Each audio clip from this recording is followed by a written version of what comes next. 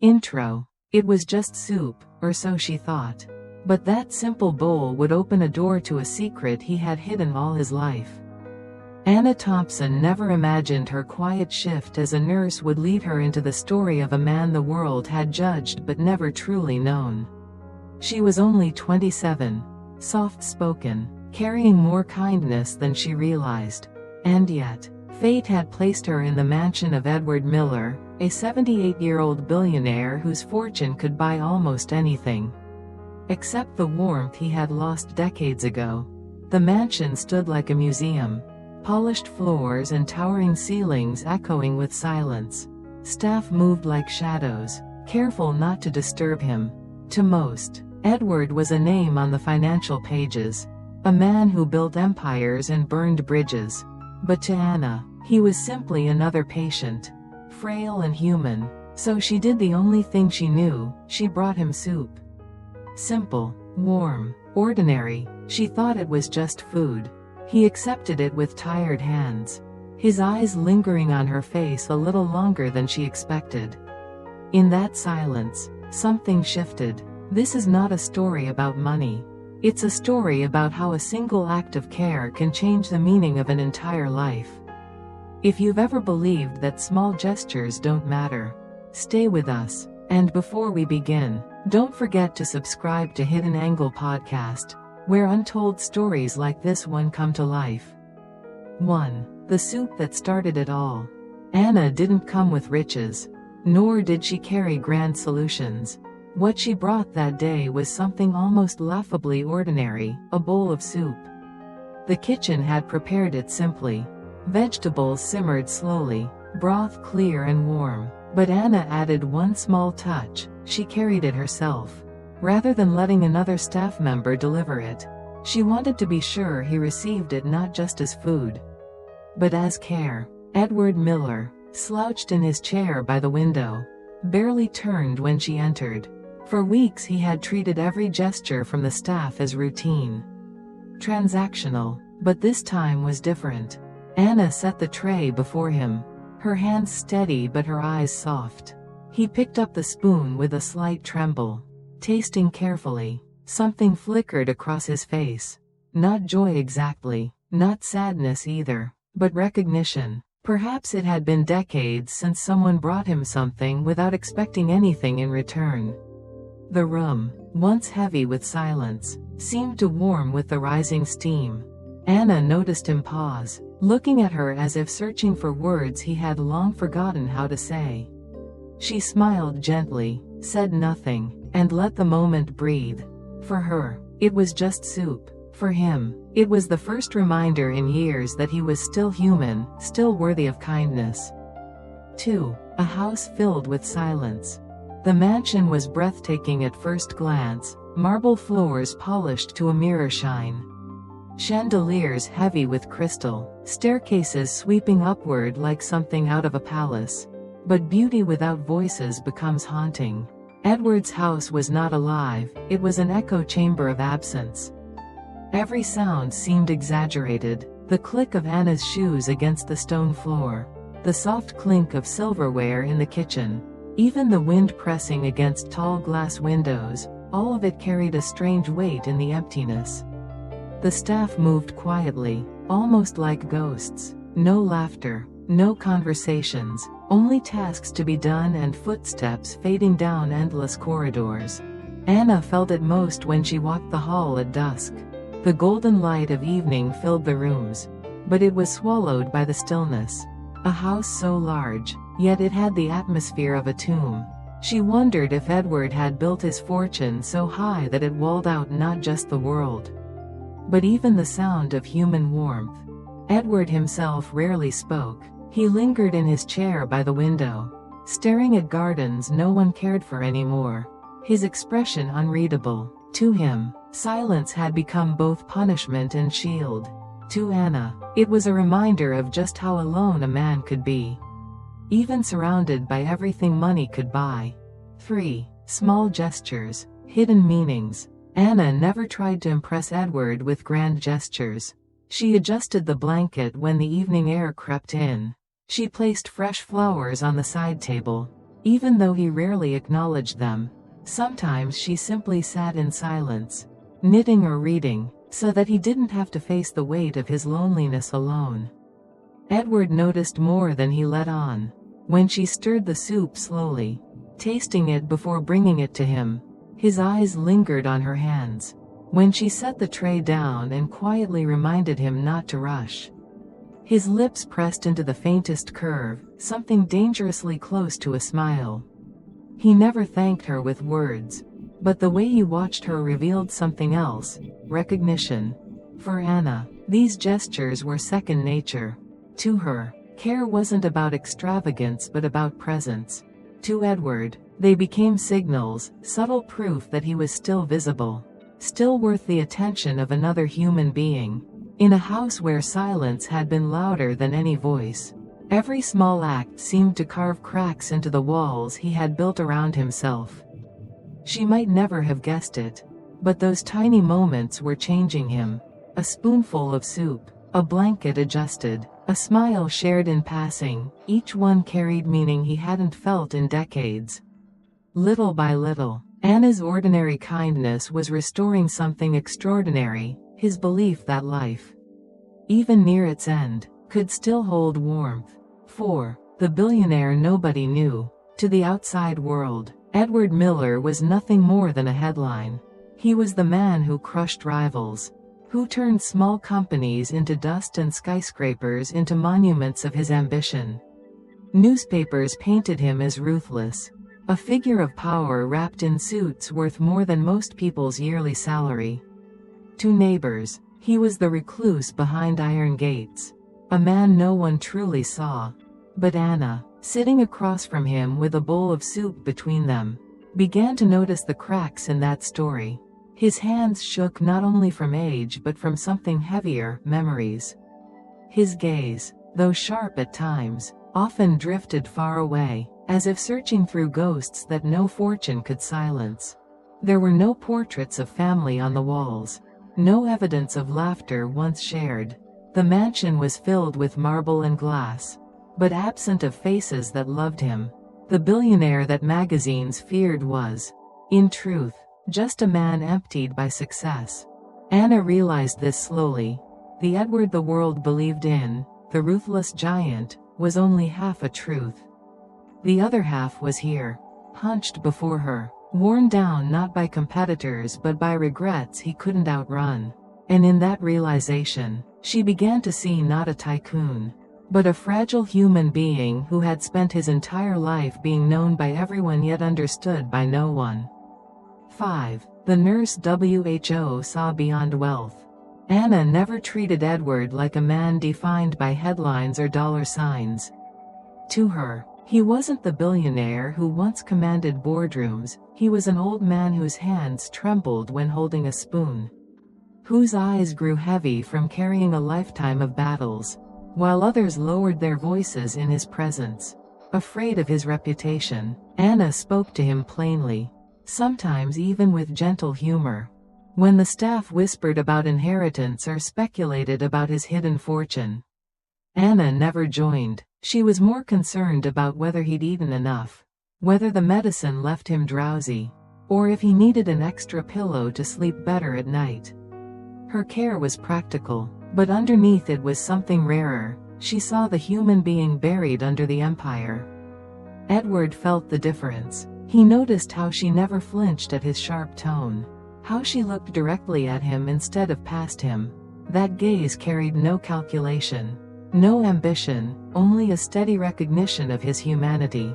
For years, people approached him with contracts, proposals, or pleas for favors. Anna came with nothing but sincerity. And slowly, something inside him shifted. For the first time in decades, Edward wasn't treated like a figure to be feared or a wallet to be tapped. He was simply seen, and for a man who had been known by everyone yet understood by no one, that small shift was more valuable than all the wealth he owned. 6. Conversations over soup. At first, meals were silent rituals. Anna would bring the tray. Edward would eat in measured silence, and the clinking of the spoon was the only sound between them. But slowly, almost imperceptibly, words began to slip into the quiet. It started with simple comments. "Too much salt," he muttered once, and Anna smiled, replying, "I'll tell the cook, but I think you just like complaining." His eyes lifted, surprised by her teasing, and for the first time, she saw the faint spark of amusement cross his face. Soon, the silence cracked open into fragments of conversation. He asked about the flowers she brought, about the book she carried tucked under her arm. His voice was rough, unused, but there was curiosity buried inside. And Anna, patient as always, answered with honesty, never rushing, never filling the space with unnecessary noise. Over soup, he began to share pieces of himself. Stories of a childhood farm, the first deal he ever made, the victories that felt empty once the applause faded. The soup cooled as the minutes stretched. Yet neither seemed to mind. The food had become secondary. The warmth now came from words that bridged the vast distance between them. In those quiet dinners, Edward wasn't the billionaire in exile. And Anna wasn't just his nurse. They were two souls meeting halfway, with nothing more than a bowl of soup to bind them. And yet it was enough. 7. A past of regret. One evening, as the steam from the soup curled between them, Edward's voice grew heavier. He spoke not of money or empires, but of the people he had pushed away in pursuit of both. He confessed to a son he hadn't seen in 30 years, a boy who grew up resenting the shadow of a father always too busy, too proud. He mentioned a woman once deeply in love with him, whom he left waiting in a restaurant because a deal demanded his attention.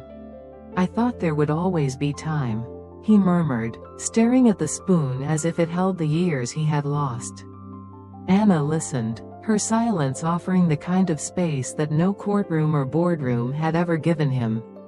Regret spilled out of him, raw and unpolished. He admitted that every victory came with a cost. And in the end, the price was always paid by someone else. His hands trembled as he recounted the moments when money triumphed over love. When pride replaced tenderness. "I built towers," he whispered, "but I tore down bridges." For a man who had been feared for his power, the weight of his voice now revealed something different, not strength, but sorrow. And for the first time, Anna realized that Edward's true fortune was not the billions in his accounts, but the grief he carried for the life he could never live again. 8. Anna's gentle challenge. Edward's confessions often ended in silence, as though the weight of regret had stolen the strength from his voice. One evening, when he admitted he had burned too many bridges to ever rebuild them, Anna leaned forward, her tone calm but steady. "Maybe you can't rebuild everything," she said softly, "but you can still leave something different behind. Kindness doesn't need decades, it just needs a moment." Edward frowned, his instinct to dismiss her almost surfacing. He had spent a lifetime believing change was measured in wealth, in towers, in empires, but Anna's words unsettled him. They were neither naive nor demanding. They carried the quiet authority of someone who believed in small mercies. She challenged him without raising her voice. She reminded him that forgiveness was not a contract signed in ink, but an action, lived out in the present. "What you leave," she whispered, "doesn't have to be money. It can be peace." For a man accustomed to control, her challenge felt disarming. Yet, instead of resisting, Edward found himself lingering on her words long after she left the room. It was the first time in years someone had dared not to flatter him, but to confront him, with gentleness. And though he didn't admit it, part of him wondered if she was right, that even in the twilight of his life, it wasn't too late to change what kind of legacy he would leave. 9. The will no one expected. The house had always been filled with rumors. The staff whispered about fortunes hidden in offshore accounts, about which distant relative might inherit the empire when Edward was gone. Everyone assumed the story would end the way such stories always did, with lawyers, battles, and greedy hands clawing for more. But one afternoon, Edward summoned his attorney. The man arrived, briefcase in hand, expecting the usual amendments to protect wealth, strategies to outwit tax codes. Instead, Edward spoke with a clarity that startled even himself. "I want it changed," he said, "not just the numbers, the meaning." He named Anna, the nurse who had no stake in his empire, who never once asked about his estate, who didn't even know her name would be spoken in that room. The attorney blinked, stunned, then began to write. Word spread quickly among the staff. Shock rippled through the mansion. Why her? Why not blood? Why not the people who had waited in silence for him to die? But Edward's decision was firm. For the first time in years, his choice was not about profit or power. It was about gratitude. When Anna returned with his evening meal, she noticed nothing unusual. She had no idea that, on a desk nearby, a document was waiting, ink still wet, that would change her life forever. 10. Legacy beyond money. For most of his life, Edward believed legacy was measured in numbers, in towers that reached the skyline, in accounts that outlived their owners. Yet sitting in that quiet room, he began to see that the truest legacy had nothing to do with wealth. Anna had never asked for riches. What she gave him was far rarer: her presence, her patience, her willingness to treat him as a man rather than a myth. It wasn't the millions she would inherit that mattered, but the lessons he chose to leave with her. He spoke to her about choices, about how ambition can blind, about how time slips through the hands of even the richest man alive. "Don't waste it," he whispered once, his voice almost breaking. "Money can be replaced. Time cannot." Those words weighed more than any check he could sign. Edward realized that if Anna carried his wealth, it would not be for the sake of opulence, but for the sake of memory, a reminder that kindness at the end had been worth more than conquest at the beginning. In her care, his fortune might finally do what it had never done before: heal. And in Anna's heart, the real inheritance wasn't the estate, nor the figures on paper. It was the understanding that a life's meaning is not written in currency but in the small, human connections that survive long after the numbers fade. 11. The day of farewell. The morning was unusually quiet, even for a house accustomed to silence. Edward sat by the window, the light of dawn spilling across his face. His breathing was slower, more fragile, as though each inhale was a negotiation with time. Anna brought him his soup, as she always did, careful with the tray, steady in her routine. But that day felt different. He looked at her longer than usual, his eyes soft, almost grateful. With trembling hands, he lifted the spoon and sipped slowly. "You've given me more than care," he whispered, voice thin but steady. "You've given me back my humanity." Anna felt her throat tighten, but she remained calm, offering him the quiet dignity he deserved. He finished half the bowl, then set the spoon down, his hand resting gently on hers. For a moment, the distance between billionaire and nurse vanished. They were simply two souls, one preparing to leave, the other learning how to let go. Edward leaned back, his gaze fixed on the horizon beyond the garden. His final breath slipped into the morning light, so peaceful it felt less like an ending and more like a release. Anna stayed by his side, holding his hand until the warmth faded. In that stillness, she realized the farewell was not just his departure from life, but the closing of a story heavy with regret and redeemed, at last, by kindness. 12. What the soup truly meant. After Edward's passing, the house felt different. The silence was still there, but it no longer carried the same weight. It was softer, almost reverent. Anna walked through the rooms, her steps echoing against marble that once felt cold but now seemed to hold memory. Everywhere she looked, she saw traces of what the soup had come to symbolize. It had never been about the broth or the vegetables. The soup was presence, a gesture of care repeated day after day until it became a language of its own.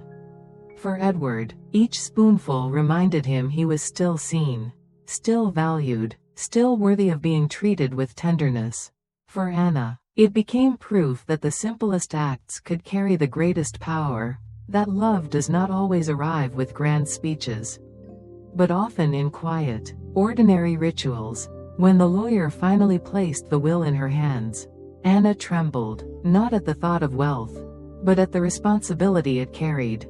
His fortune was vast, but what mattered more was the story tied to it, the truth that kindness at the end of a life is worth more than conquest at the beginning. As she stood by the window where Edward had taken his last breath, Anna understood. The soup was never just food. It was a bridge between loneliness and connection, regret and redemption, and in that small bowl, a man found humanity again, and a woman discovered the quiet force of her own compassion. Outro. Edward's story reminds us that legacies are not written only in stone buildings or bank accounts. Sometimes, they are written in gestures so small they almost go unnoticed: a bowl of soup, a moment of listening, a hand resting gently on another. Anna thought she was simply doing her job, but in truth, she gave him the one thing money could never buy: a chance to be human again. And perhaps that's the lesson for all of us. It's not the size of our achievements that people remember, it's the warmth we leave behind. Kindness, no matter how ordinary it may seem, can change the ending of someone's story. So now I'd love to hear from you. Have you ever witnessed a small act of care that carried a meaning far greater than words? Share your thoughts in the comments. I read each one. And your stories matter.